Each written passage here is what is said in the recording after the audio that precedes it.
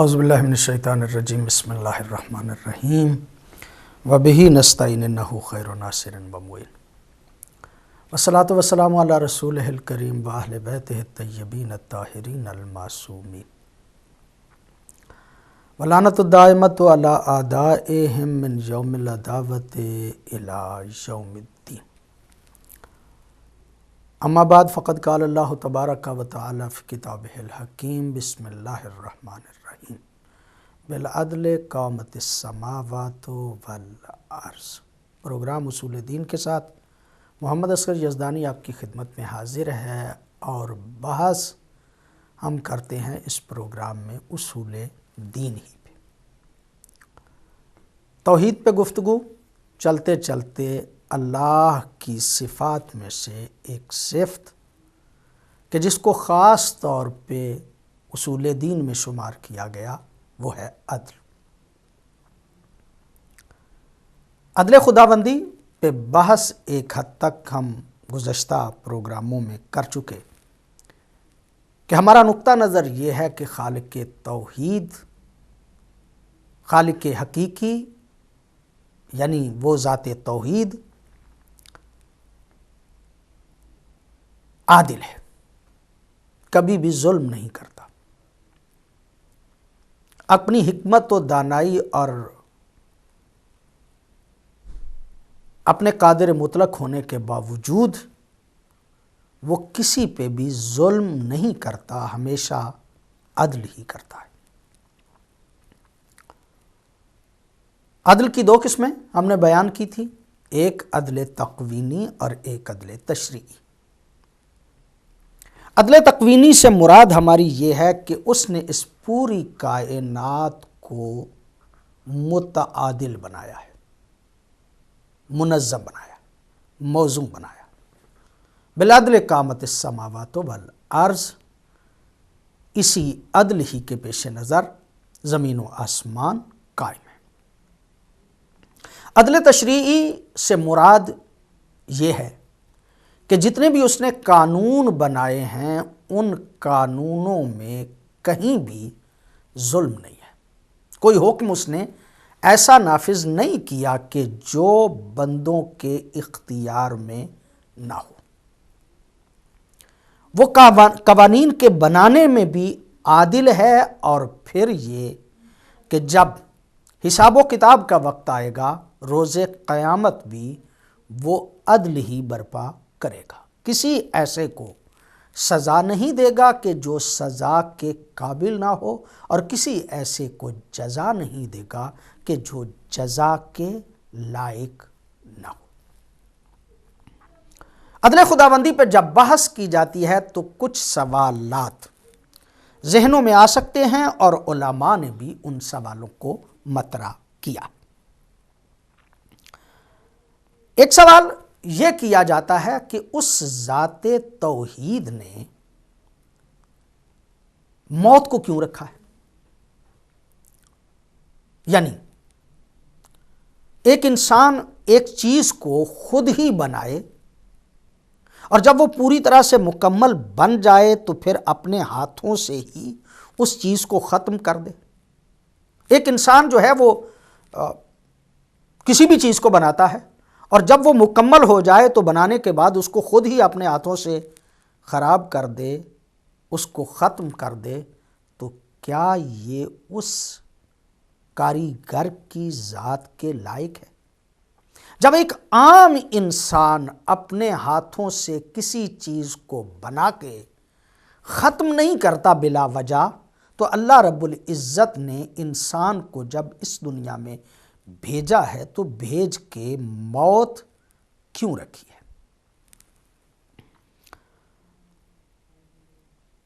ظاہر سی بات ہے کہ جس شخص کے ذہن میں یہ سوال آیا، بنیادی طور پہ اس کا سوال ہی یہ بتا رہا ہے کہ وہ اس زندگی کو اصلی زندگی سمجھتا ہے، اور اس زندگی کے علاوہ کوئی اور زندگی اس کے پیش نظر نہیں۔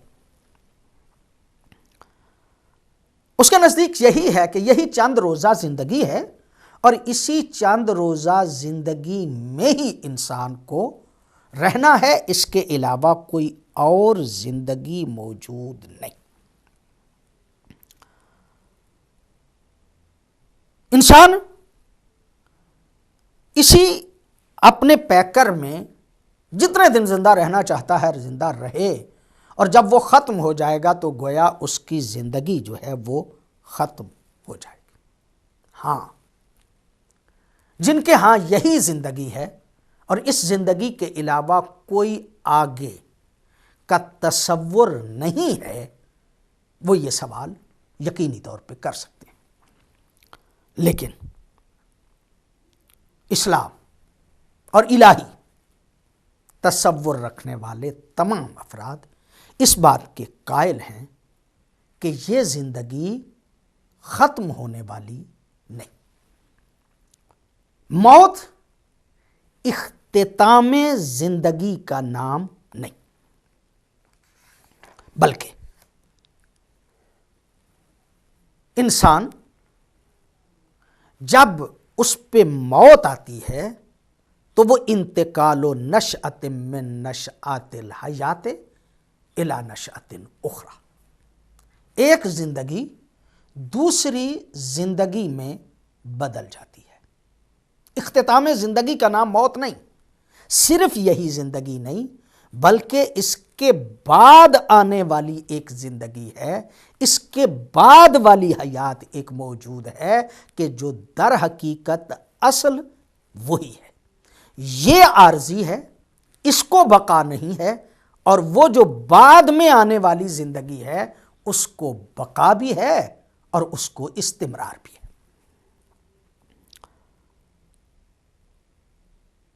وہ لوگ کہ جو اس بات کے قائل ہیں کہ حیات جاوداں ہے، اور یقیناً ملت اسلامیہ کا ہر فرد اس بات کا قائل ہے کہ انسان کی یہ زندگی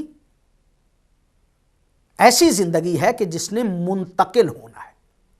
انسان کی فطرت میں یہ چیز موجود ہے کہ انسان حیات جاوداں چاہتا ہے، مستقل زندگی چاہتا ہے۔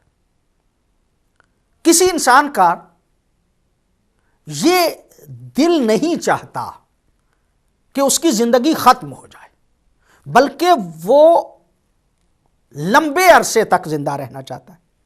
نہ صرف یہ کہ لمبے عرصے تک زندہ رہنا چاہتا ہے، فطرت میں یہ خواہش موجود ہے کہ وہ یہ چاہتا ہے کہ کبھی بھی اس کی زندگی ختم نہ ہو۔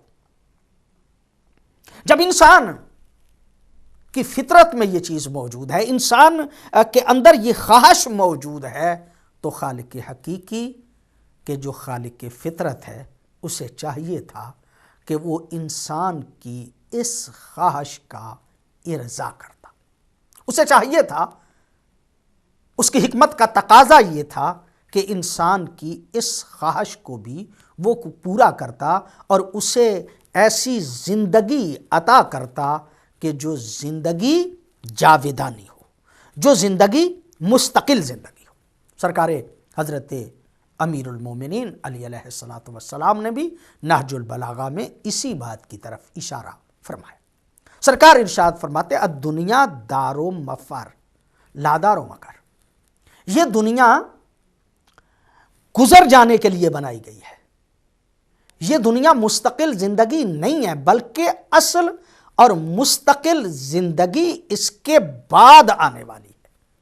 یہ دار فنا ہے اور بعد میں آنے والی زندگی دار بقا ہے۔ گویا یہ زندگی تسلسل ہے ایک ایسی زندگی کا کہ جہاں پہ انسانوں نے مستقل طور پہ رہنا ہے، جہاں پہ حیات جاوداں انسان رکھتا ہے۔ قرآن حکیم نے بھی انسانوں کو خطاب کرتے ہوئے کہا افحسبتم انما خلقناکم عبثا، کیا تم یہ گمان کرتے ہو کہ ہم نے تمہیں بے مقصد پیدا کر دیا ہے؟ وَأَنَّكُمْ إِلَيْنَا لَا تُرْجَعُونَ، اور تم ہماری طرف پلٹ کے نہیں آنے والے۔ یعنی یقینی سی بات ہے کہ تم نے اس دنیا میں نہیں رہنا، بلکہ بالآخر اس زندگی کا نتیجہ یہ نکلے گا کہ تمہیں ہماری طرف پلٹ کے آنا ہے، تمہارے لیے لازم ہے کہ تم پلٹ کے آؤ، اور وہی تمہاری اصل زندگی ہے۔ یہ تم بے مقصد اور عبث پیدا نہیں کیے گئے، تمہاری زندگیوں کا ہدف ہے، تمہاری زندگیوں کا مقصد ہے، اور تمہاری زندگیوں کا ہدف اور مقصد یہ ہے کہ تم اس اللہ کی اطاعت میں یہ مختصر زندگی گزارو تاکہ بعد والی حیات جاوداں جو ہے وہ تمہاری اچھی گزر جائے۔ اگر تم چاہتے ہو کہ وہ بعد والی حیات جاوداں جسے کہا جاتا ہے وہ تمہاری اچھی گزر جائے، تو یہاں پہ تمہیں زندگی اس انداز سے گزارنا چاہیے کہ تم اس اچھی زندگی کو حاصل کر سکو۔ اس لیے کہ اس دنیا میں اس نے اپنے عدل کے عین مطابق کچھ قوانین تم پہ نافذ کیے، کچھ احکام تم پہ لاگو کیے، اور تمہیں کہا کہ انا ہدیناہ السبیل اما شاکرا و اما کفورا، ہم نے تمہیں راستے کی ہدایت دے دی ہے، اب تمہاری اپنی مرضی ہے کہ تم اللہ کے شکر گزار بندے بنتے ہو یا اللہ کے نافرمان بندے بنتے ہو۔ یعنی یہ بندے پہ منحصر ہے کہ وہ شکر گزار بنے یا وہ نافرمان بنے۔ اللہ کا کام راہ ہدایت کا دکھانا ہے، اس کا کام راہ ہدایت کا بتانا ہے۔ وہ ذات کہتی ہے اِنَّا هَدَيْنَاهُ السَّبِيلَ، ہم نے تمہیں راستہ بیان کر دیا ہے، اب اگر تم جہنم میں جاتے ہو تو اس کو میرے کھاتے میں ڈالنے کی کوشش نہ کرنا، اب اگر برے اعمال کرتے ہو تو اس کو میرے کھاتے میں کبھی ڈالنے کی کوشش نہ کرنا کہ یہ جو برا کیا فلاں نے تو وہ تو با اختیار تھا ہی نہیں، اس کا تو اپنا کوئی قصور ہی نہیں تھا، وہ تو اللہ نے لکھ دیا تھا اس لیے وہ کر رہا تھا۔ کہیں خود کر کے اللہ کے کھاتے میں ڈالنے کی کوشش نہ کرنا۔ اللہ نے تمہیں خلق کیا، اللہ نے تمہیں اچھائی اور برائی خود بھی بیان کی اپنے احکام کے ذریعے سے، اور اچھائی اور برائی کے بیان کرنے کے لیے اللہ رب العزت نے مستقل طور پہ ہادی بھیجے، مستقل طور پہ اپنے نمائندے بھیجے کہ جن کو کبھی نبی کہا جاتا ہے، کبھی ان کو رسول کہا جاتا ہے، کبھی ان کو امام کہا جاتا ہے۔ یہ سارے نمائندگان خدا اس لیے تھے کہ تمہیں اس بات کے بارے میں آگاہ کیا جائے کہ اچھی چیز کون سی ہے اور بری کون سی ہے۔ اس نے احکامات بھی نافذ کیے، اور احکامات کو نافذ کرنے کے ساتھ ساتھ اس نے ہادیان برحق کو بھی بھیجا، حضرت آدم سے لے کے خاتم تک، اور خاتم سے شروع ہو کے جب سلسلہ امامت شروع ہوتا ہے تو پھر حضرت قائم تک یہ ہادی اس لیے آئے تھے تاکہ بتایا جائے کہ اچھائی کیا ہے اور برائی کیا ہے۔ اور اللہ رب العزت نے یقیناً کمال مہربانی کرتے ہوئے جہاں ہادی ساتھ ساتھ بھیجے، وہاں پہ ایک ہادی انسان کے اندر رکھا کہ جس ہادی کا نام عقل ہے۔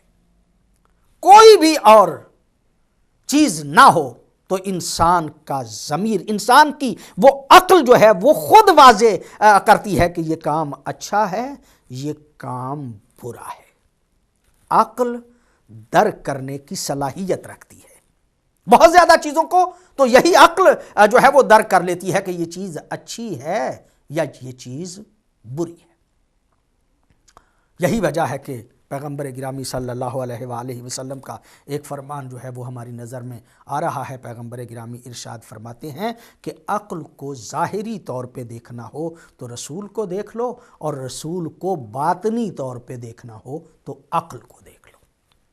عقل رسول باطنی کا نام ہے کہ جو ہر انسان کو اچھائی اور برائی جو ہے اس کی وضاحت کرتی ہے۔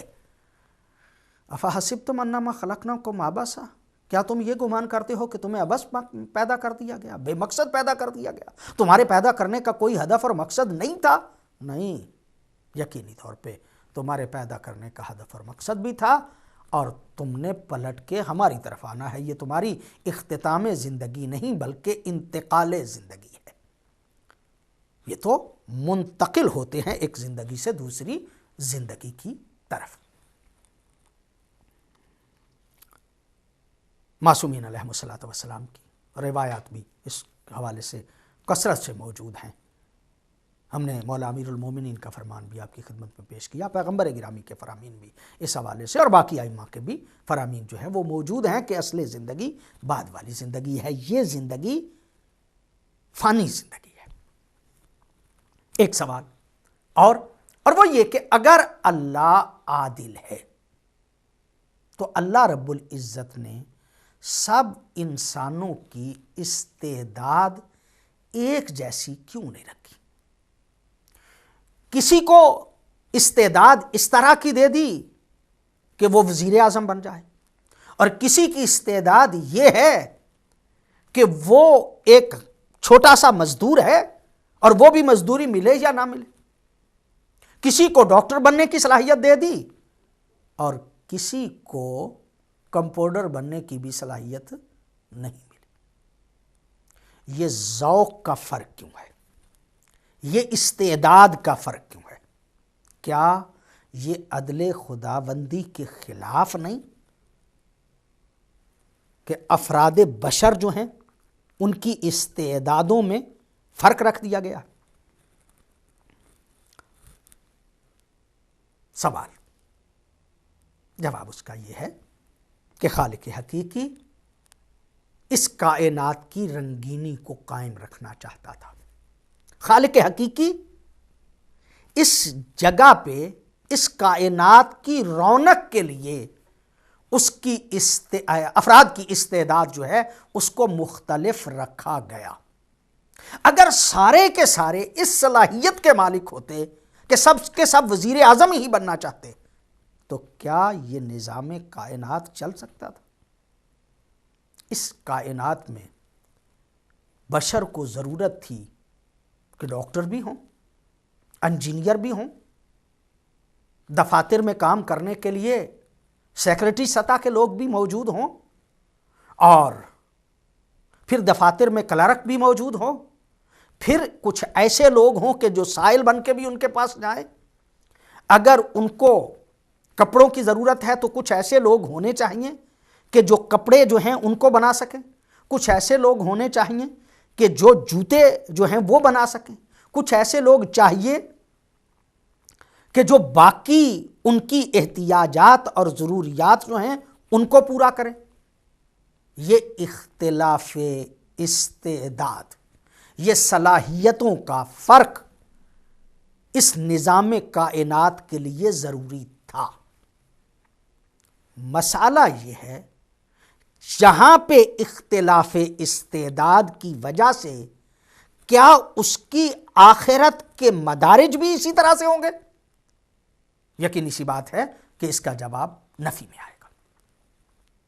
اگر ایک وزیر اعظم ہے اور بددیانتی کرتا ہے تو اس کا مطلب یہ کہ وہ جنت میں چلا جائے گا، اور ایک غریب آدمی ہے، جوتے جو ہے وہ درست کرتا ہے، کپڑے بناتا ہے، یا بہت معمولی کام کسی دفتر میں بیٹھ کے کرتا ہے، یا کسی کی ہیلپ کرتا ہے، لیکن تقوی الہی اگر اس میں موجود ہے اور وہ کوئی کام بھی مرضی خدا کے خلاف نہیں کرتا، تو کیا یہ انسان جنت میں نہیں جائے گا؟